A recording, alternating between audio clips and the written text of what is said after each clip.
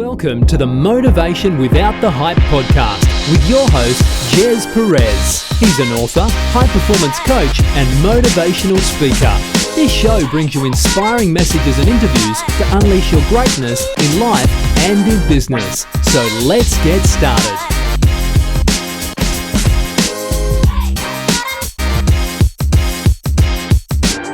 Hi everyone, welcome to Motivation Without the Hype podcast show. My name is Jez Perez, a former procrastinator into an action taker. We bring you inspirational messages and interviews, including motivational insights, tips, principles, and proven strategies that you can take action on without the hype, unleashing greatness in life and in business. Now, we appreciate you plugging in and spending time with us, and we have a very special guest, and I'm super grateful to have her on our show. By the way, she's from New Jersey.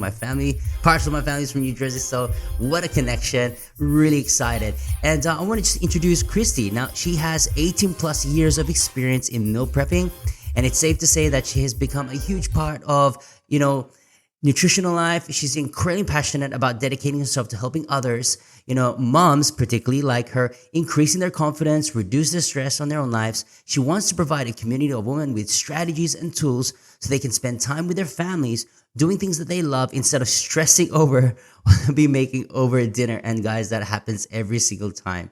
So Kristy, welcome to the show. Thank you so much. I am thrilled to be here and get to share the next few minutes with you at least. Yeah. So, please tell us who you are and what you do. Yeah, absolutely. I am Kristy from Clean Eating with Kristy.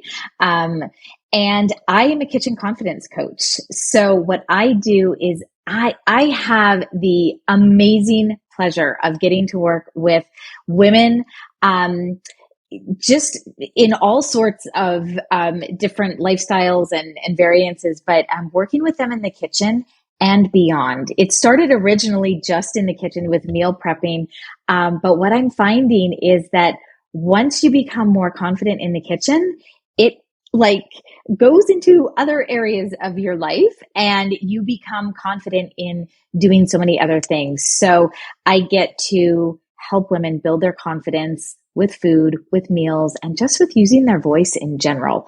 And it's an amazing job.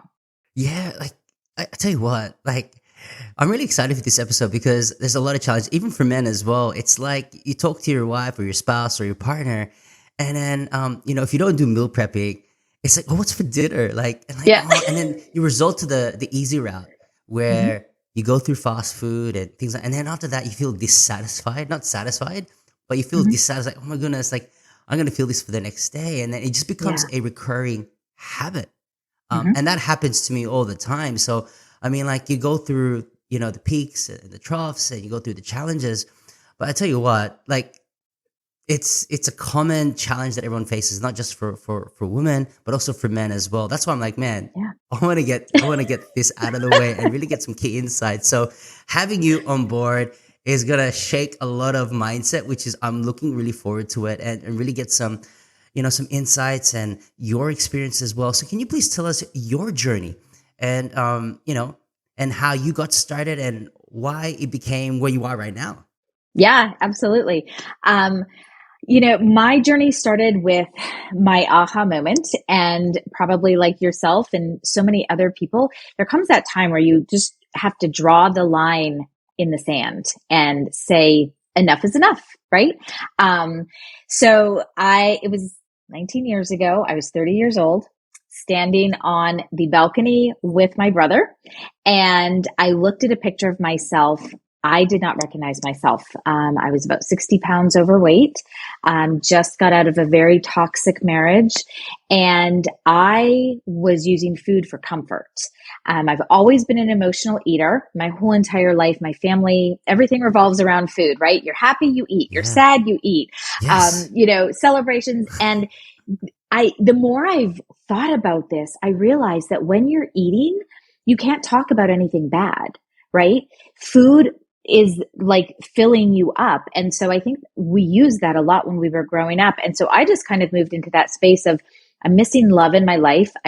Something tragic happened. Let me fill myself with food. And it was when I got that picture back and I was like, I don't recognize her. I don't even know who she is. I don't want to be her. And that was the time where I knew I had to somehow change my relationship with food. Had no idea what that was going to look like. If you would have told me 19 years ago that this is what I was doing now, I would have not believed you at all. But I started with food, and what I started with the simple, and I started with the basics, and I started of changing it. Just, how does food make me feel? What do I need to eat? And just kind of focusing on that. And as I then moved into being a single mom, just survival mode, what do I do? Knowing that I had to have control over my food in order to feel good, that's where the meal prepping and meal planning came in. And truly, that was probably one of the things that saved my life, because I was able to use what I knew and be able to plan and prep and sustain my weight loss and just feel better about myself. And I've always been since then, food has I love food. I still love food. So food is just something that I enjoy. But I wanted to know how to do it healthy, right? And how to do it without feeling gross all the time. And so actually, about 5 years ago, I enrolled in the Integrative Institute of Nutrition in New York City secretly. I did not tell anybody that I was doing it. And Right. I enrolled about 3 months in. I finally told my family that this is what I was doing. It was for the health coach certification. And I did it originally for myself, just because I was curious and I wanted to learn more. And then the more I was in my program, I was like, wait a minute, I can help so many other women. I can help them just understand their bodies and understand food better.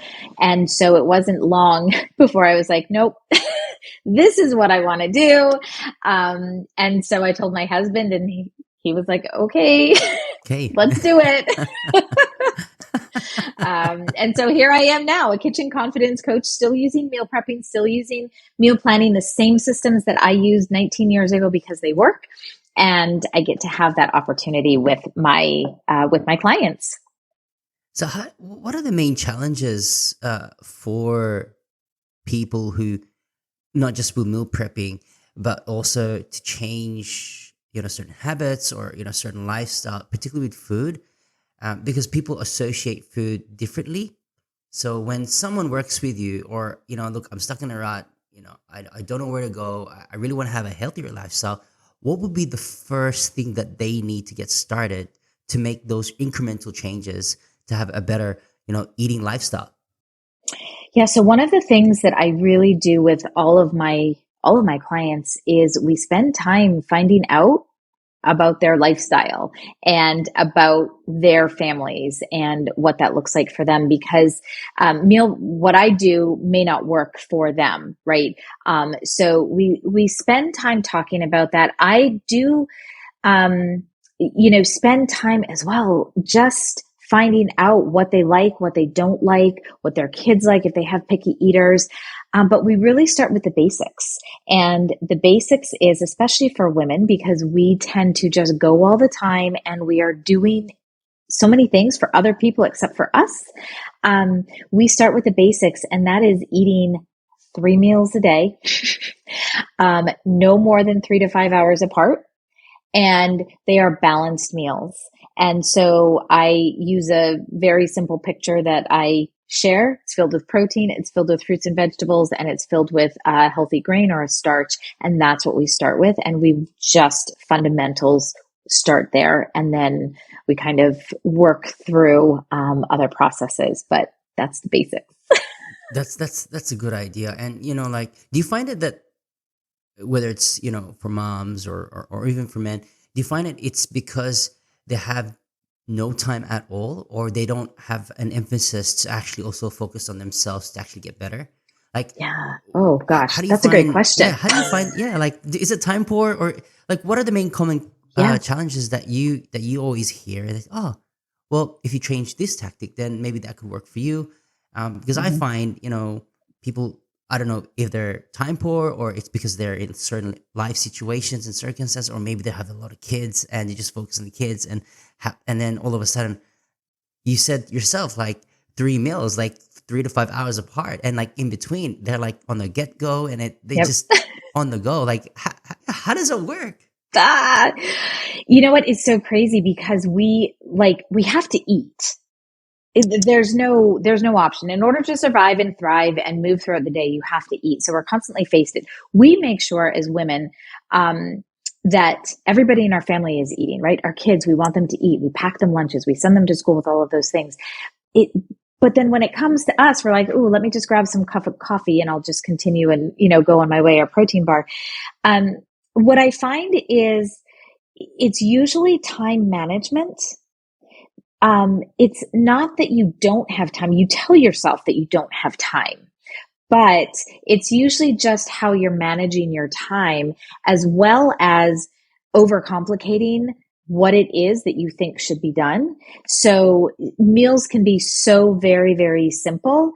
And that is one of the things I think, not I think, I know that sets me apart from other coaches, because I do teach a very successful meal planning and meal prepping system. And it's very easy, and it's something that can be done. I teach a skeleton of it. So no matter what life is happening and the ebbs and flows of life, you can still take that skeleton and adjust it and let it sway, because otherwise it becomes that restriction, and then nobody can do that. Right. So it has to be a system that you can use as life happens, because life is going to happen all the time, right? Your kids are going to get sick. Yeah. You're going to miss your train, Right. whatever it is, all the Yeah, that's things. right. Yeah. And so I just like to keep things very, very simple. Anybody that's been through my programs know that it's simple and it's sustainable. And those are two of the words that I really, really use, along with intentional, because we find out what your goals are. What are your goals? And then we can work backwards from there, with what that is. But it's really just learning how to manage your time. And then also too, all the things that we have crowded in our head, just creating a system for that. That's why I say I'm able to help women in the kitchen and beyond, because it really is, it's not just the kitchen. It is also, outside of that as Everything well. else. And just simplifying it, So, funneling it down and simplifying it. yeah, it's so cool. How do you find the balance? Like, I know for men, it's just like one way thing, but for the opposite sex, they've got so many things running through their mind, as in like there's like 10 things they're thinking at the same time. For me, I'm only thinking just one thing, but they think about the complexities. Like, okay, they're already thinking 10 steps ahead of the guys, you could say. Like, they're just Yeah. 10 steps ahead, and so they got all these things. So how do you find with having a nutritional meal, balancing, like, how do you find and strike that balance, and keeping that way, and knowing that there are ebbs and flows, but you still keep that consistent of that self-love, that self-worth, hey, I'm doing all these great stuff, but I also need to have time for me. How do you strike that balance? I find that challenging at times. But for someone that's actually listening right now and watching the podcast show, they're probably facing like, well, do I do this? Do I do that? Like, how do I mesh it all together to know that, okay, this is giving me meaning and fulfillment? Yeah. Oh, love it. So one of the things that I recommend, and it doesn't take long. Again, sometimes we think these things that we have to do are going to take hours, and they really don't, when you can kind of, cut it down. So I recommend having a date with yourself at the beginning of the week. I prefer Sundays. And it's usually just over a cup of coffee. I just let my family know that, hey, I'm going up to my office. I'll be there for about, half an hour. And what I do is I then take my planner. I use both a planner and a digital planner. I do both the calendar so I can get the notifications. I do both of those so that I can compare. But what I do first in my paper planner is I write all of my activities first. I do not look at my daughter's. I do not look at anybody else's. I don't even look at my clients' schedules. I write mine in first. And I do that because that means those are priorities for me, right? And those are non-negotiables for me. And in order for me to not only be the mom, the business person, the Mm-hmm. wife, the Yeah. sister, the daughter, all of those things. I have to take care of me. So I do that first. Then I will write in my schedule for the day, like as far as the working schedule. And then I will go to my family schedule. And what I do with that then is I can see, and our brain needs all of the visualization that it can get, Right. right? Yeah. The more So times our true. brain, the more times our brain sees something, it's like, oh, okay, that's a reinforcement. Also, writing down something with the transfer of the information from the brain to actually writing it on pen and paper really makes a big difference. So once I do that and I have everything just for the week, I do 7 days. I mean, some days, you might go further, but you do 7 days, you can handle that, right? And then you look at the blocks of time that you have, specifically for the meal planning piece of it. I will look and I will say, okay, so tonight I have more time in the kitchen because I don't have A, B, and C activities. So that means I get to cook a meal and I can spend 45 minutes doing it. Last night, I couldn't because I was volunteering at my daughter's school. So that became a meal that was in the Instant Pot. It was very quick and it was easy and we were all out the door, right?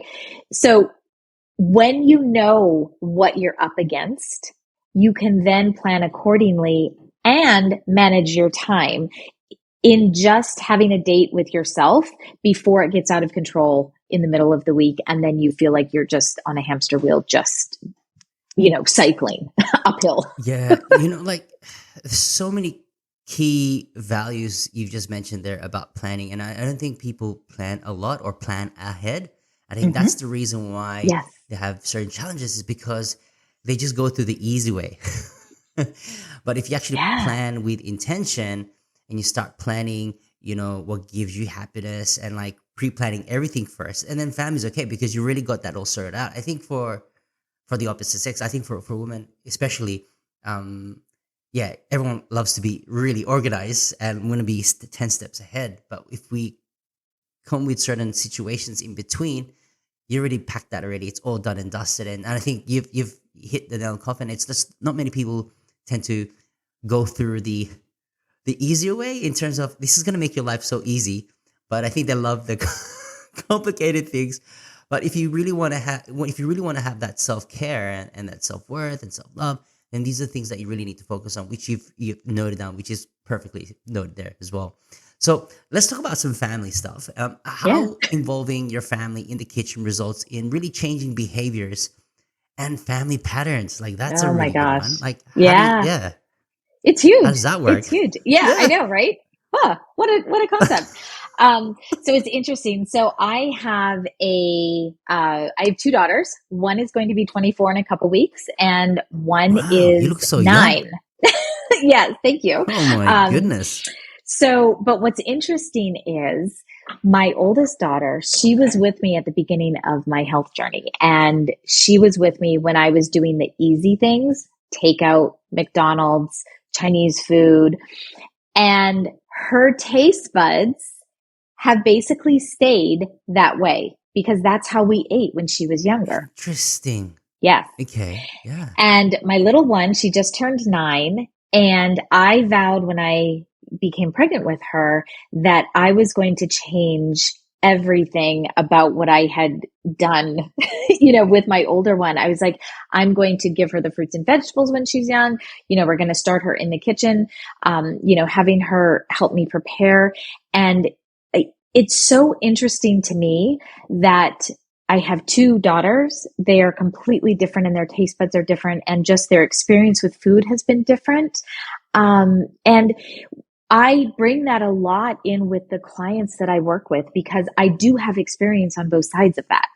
And it's so Interesting. yeah. So again, talking about easy way out, it's easier for me to give her an iPad and say, sit on the sofa and mommy's going to make dinner and I'll call you when dinner's ready. Right? Then I get to do my own thing. She's not in my space. But what happens then is I'm yelling at her to get off the iPad, and we're kind of doing all these things instead of, So hey, true. yeah, do you want to help me with dinner? Hey, here, cut a cucumber. right? So she gets to hold the cucumber. She gets to learn how to cut it, which is a life skill. We all need to know how to cut things.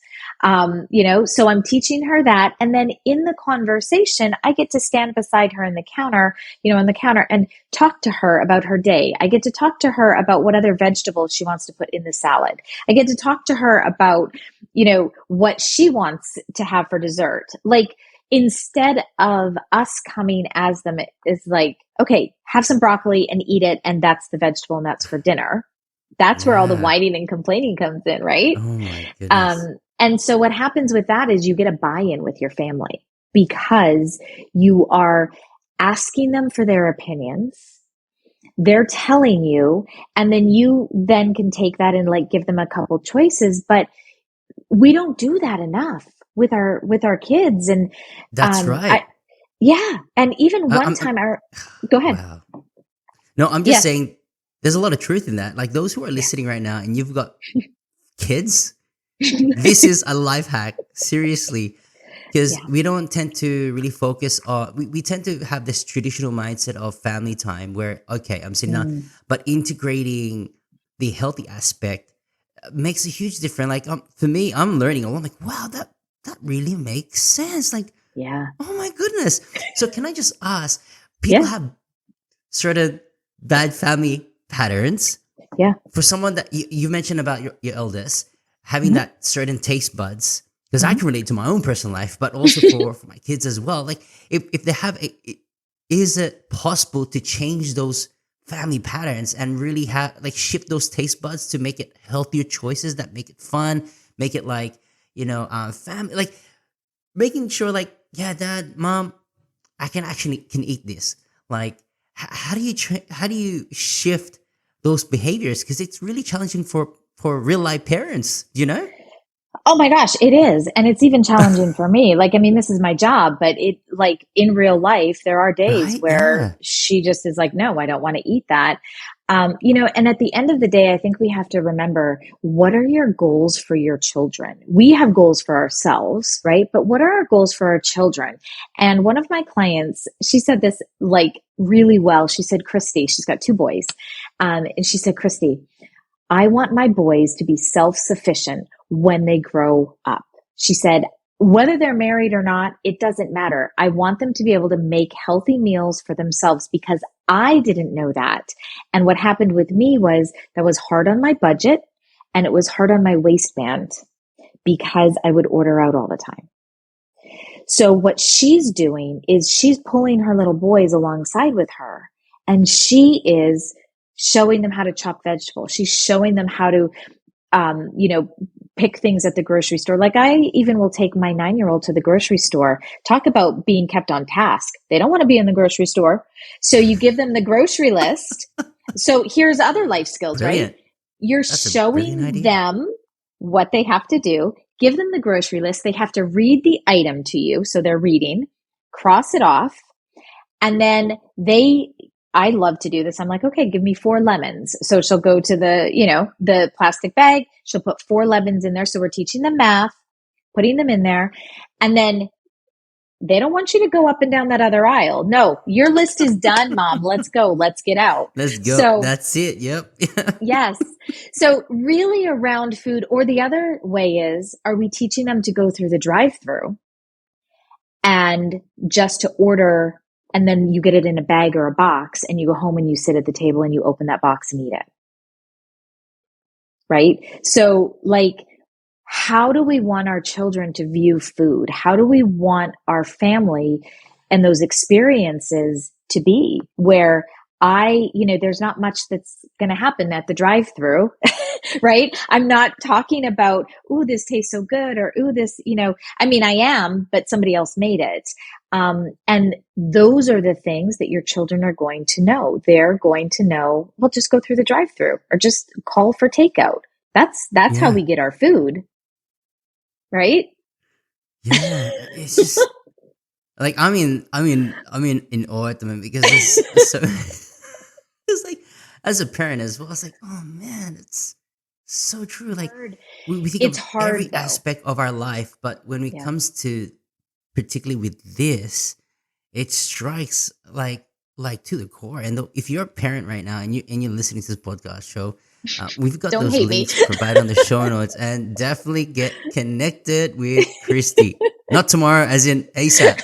If you want some lifestyle changes and family lifestyle changes, and really have, not just meal planning, but more on the lifestyle aspect with family, with food, there's just more than meets the eye. Wow.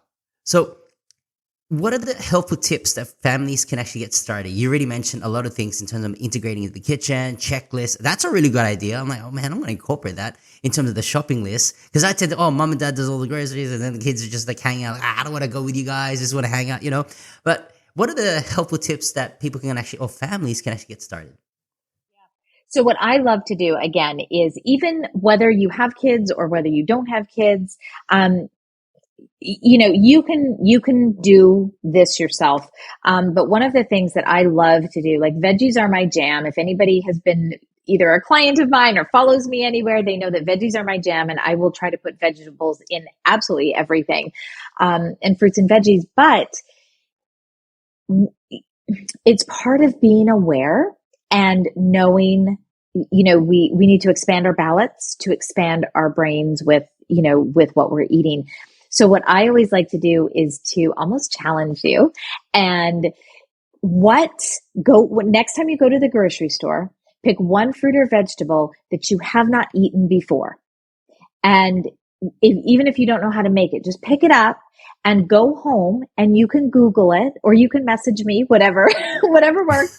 But like Google it and be like, how do I prepare this? Or how do I cut this? Because that is how you are going to learn new things and also try new foods. If you're always stuck in the same and you're bored of what you're eating and you feel like you're stuck in a rut, it's because you're not expanding your horizons with food. And it's so readily available. We just have to do it. Yeah. So, and if you have kids, give them this task. It's almost like, what's the word I'm looking for? Like a hide and seek, right? So you say, hey, let's either pick a color or pick one fruit or vegetable. Colors are great if you have little ones, and be like, hey, this week, let's pick something red that we haven't eaten before. Can you help me find something red at the grocery store that we haven't eaten before? And then as a family, you get to experience that. And the other thing is too, what I love about this, even for yourself, because we all have different taste buds. And so you get to then scale it and be like, do I like this? Would I buy this again, or would I not buy this again? But guess what? Even if you wouldn't buy it again, at least you tried it. That's and right. You can say you tried it, so right? Good.